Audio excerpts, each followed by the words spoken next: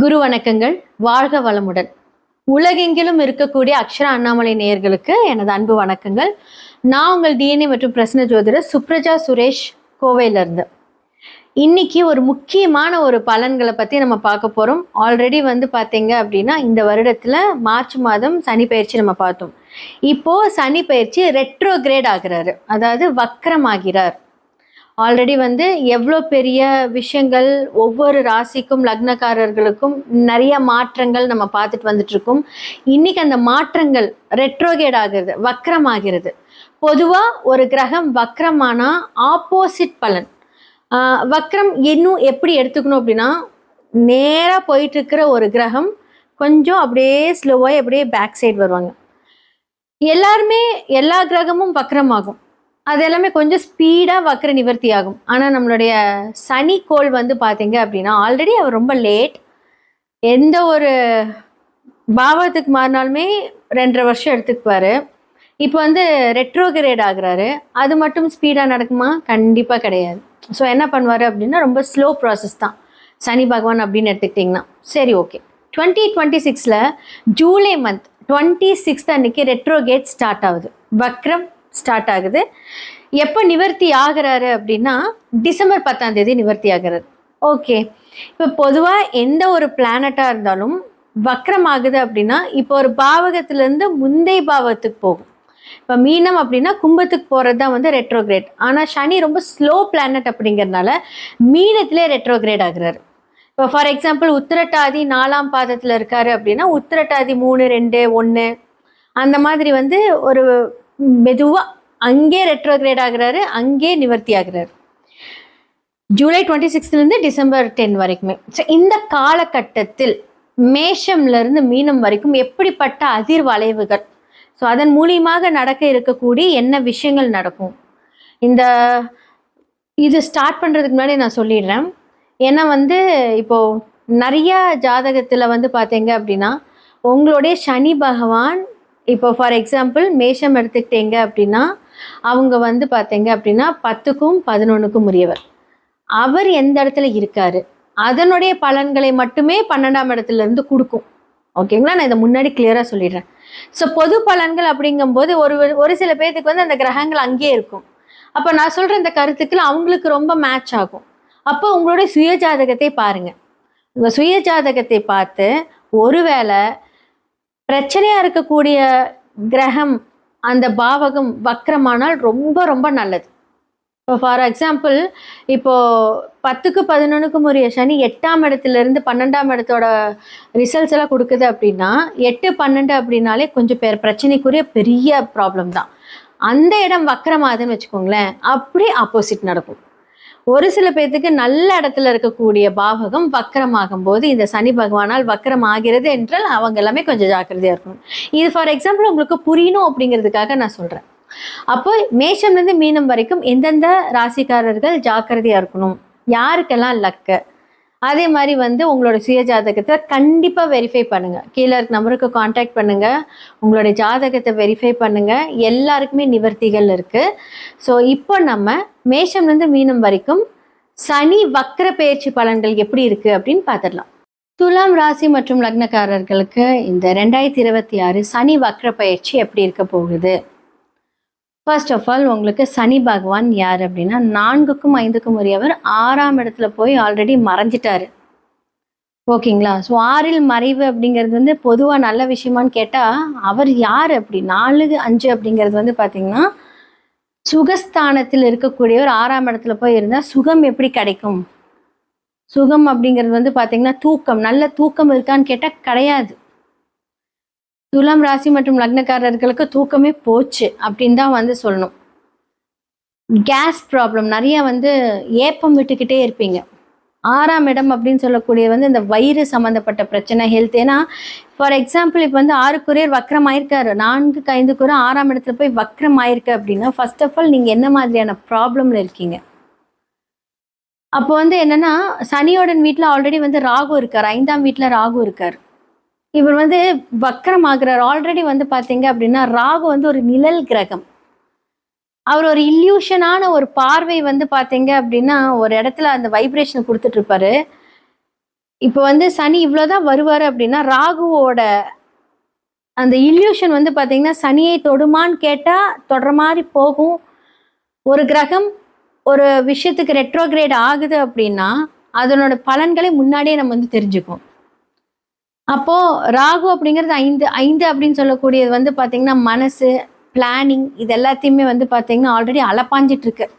ஏன்னா ராகு எந்த இடத்துல இருக்காரோ அந்த இடத்தை கெடுப்பார், தேவையில்லாம யோசனைகளை கொடுப்பார். 6ஆம் இடம் அப்படிங்கிறது எதிரிஸ்தானம், நண்பர்களே எதிரியாகக்கூடிய தருணம். இதெல்லாமே உங்களுடைய தவறை வந்து சரி செய்துக்கோங்க. கேப்பார் பேச்சை கேட்டுட்டு நம்ம வந்து இதை பண்ணலாம் அதை பண்ணலாம் அப்படின்ட்டு வந்து தயவு செஞ்சு பண்ணாதீங்க. ஏன்னா சனி பகவான் வந்து பார்த்தீங்க அப்படின்னா நமக்கு அந்த விஷயத்த வந்து சரி செய்யக்கூடிய அந்த காலகட்டத்தை இப்போ கொடுக்குறாரு. அப்போ ஹெல்த்தில் வந்து கண்டிப்பாக கையை வைப்பாருங்க. ஆல்ரெடி வந்து தூக்கம் இருக்காது, நிம்மதி இருக்காது, கணவரோட மனைவியோட சண்டை, ஆனால் வந்து பார்த்தீங்கன்னா ஃப்ரெண்ட்ஸோடையும் சண்டை.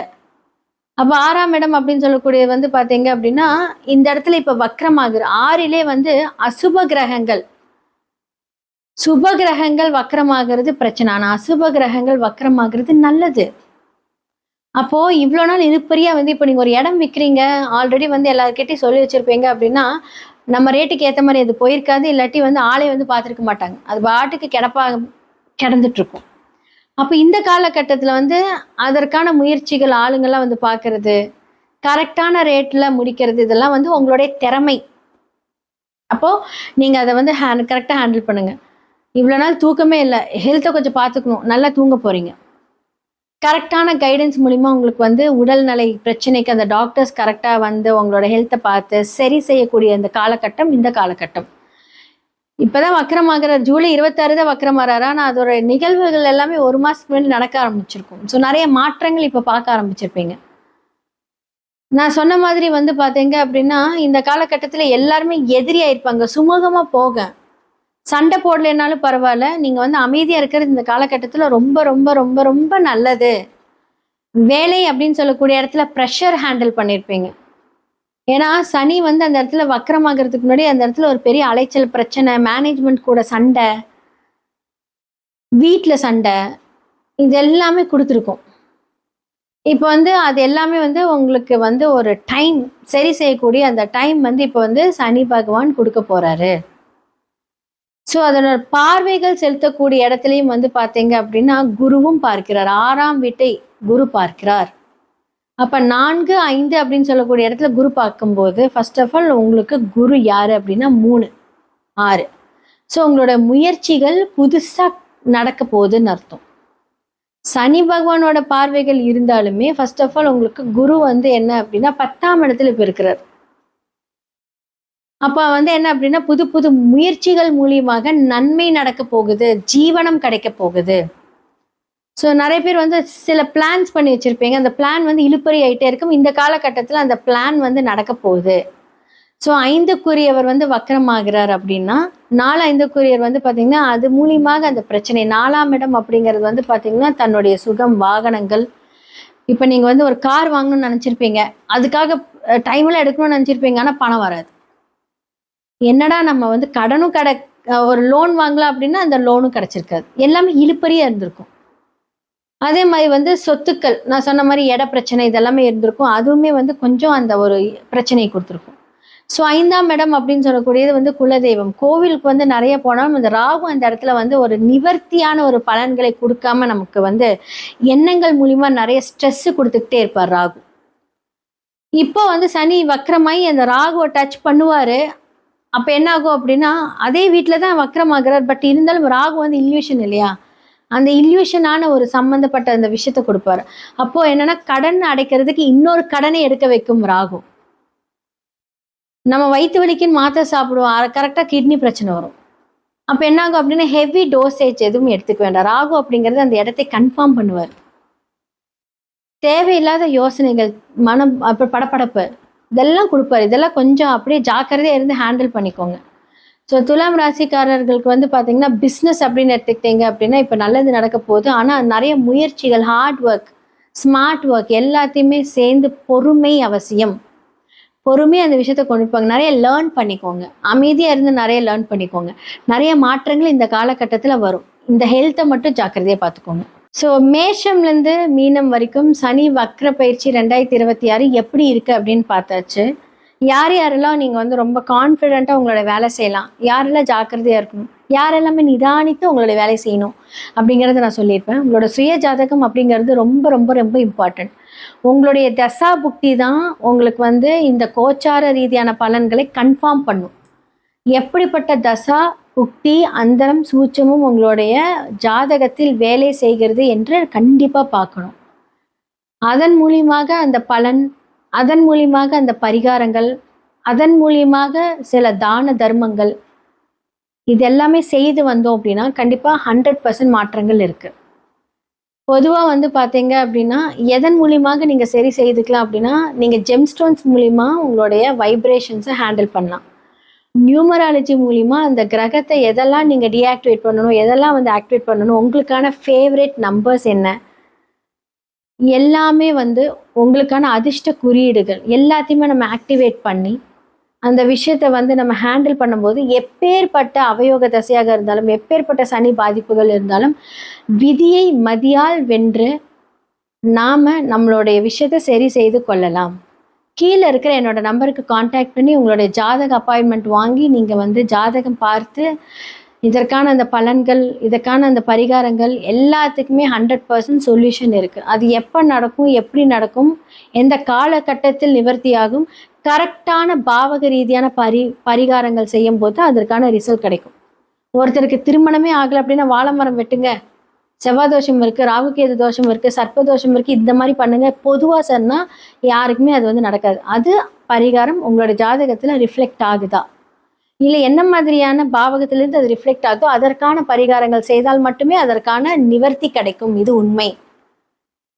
ஸோ சனி யாருனால அஃபெக்ட் ஆகிருக்கீங்க அப்படின்னா அதற்கான பரிகாரங்கள், ராகு கேதுனால யாரில் அஃபெக்ட் ஆகிருக்கீங்க அதற்கான பரிகாரங்கள், மாந்தி மூலியமாக யாருக்கெல்லாம் வந்து அஃபெக்ட் ஆகிருக்கோ அதற்கான பரிகாரங்கள். ஜாதகத்தில் ஒரு விஷயம் மட்டும் பார்க்கக்கூடாது, பல விஷயங்கள் பார்க்கணும். ஸோ உங்களுடைய நம்பர்ஸ், என்னோட நம்பர் கீழே ரிஃப்ளெக்ட் ஆகிருக்கு. நீங்கள் அந்த நம்பருக்கு காண்டாக்ட் பண்ணி உங்களோட அப்பாயின்மெண்ட் புக் பண்ணுங்கள். நன்றி, வணக்கம்.